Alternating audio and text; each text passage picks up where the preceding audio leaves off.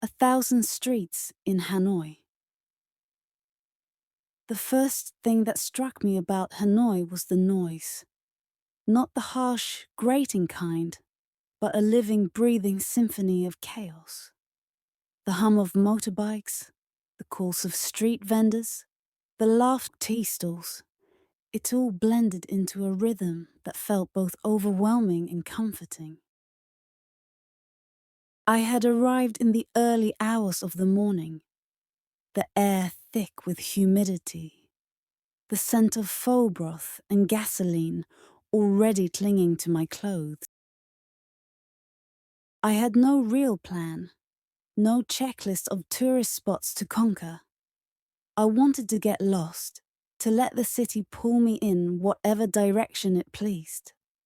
My first stop was a small cafe near Hoan Kiem Lake, where old men sat hunched over tiny plastic stooping thick, dark coffee.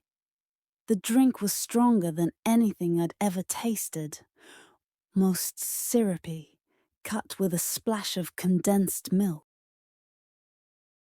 I watched as a woman in a conical hat balanced 2 baskets of fruit on a pole across her shoulders, her voice rising above the din as she called out to potential customers. By midday, I wandered into the old quarter, a maze of narrow streets where each corner seemed to hold a new surprise. Silk shops spilled their vibrant fabrics onto the sidewalks, while motorbikes weaved through the crowds with impossible precision. At one point, I stopped to watch a street vendor prepare banh mi crispy baguette split open, smeared with pâté, layered with pickled vegetables, cilantro, and slices of chili.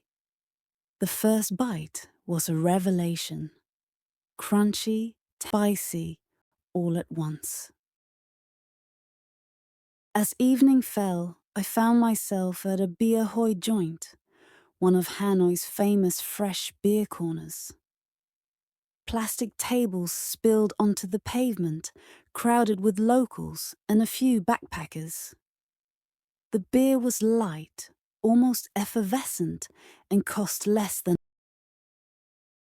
Next to me, a group of university students practiced their English, asking where I was from, what I thought of Vietnam. One of them, a girl named Lynn, offered to show me around the next day. True to her word, Lynn met me the following morning outside my guest house. She took me to places I never would have found on my own. A hidden temple tucked between 2 buildings. A market where women sold live eels in plastic buckets. An entire shop specialized in nothing but keys. We ate bun cha at a tiny stall, dipping noodles into bowls of smoky grilled pork and fish sauce. The flavors so bright they made my mouth sing. Later, we sat by the lake as the sun set, watching old couples dance to music from a crackling speaker. Lynn told me about growing up in Hanoi, how the city had changed, how some things stay the same. People always say it's busy, loud, but to me, it's home.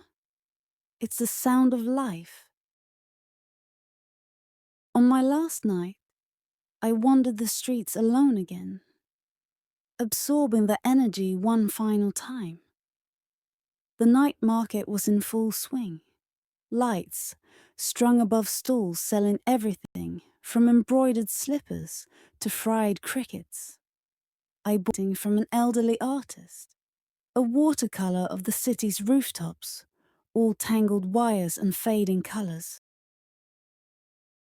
When I left Hanoi the next morning, the noise followed me, not just in my ears, but in my bones. The city had seeped into me, its rhythms, its flavors, its endless motion. I knew then that I would carry it with me long after I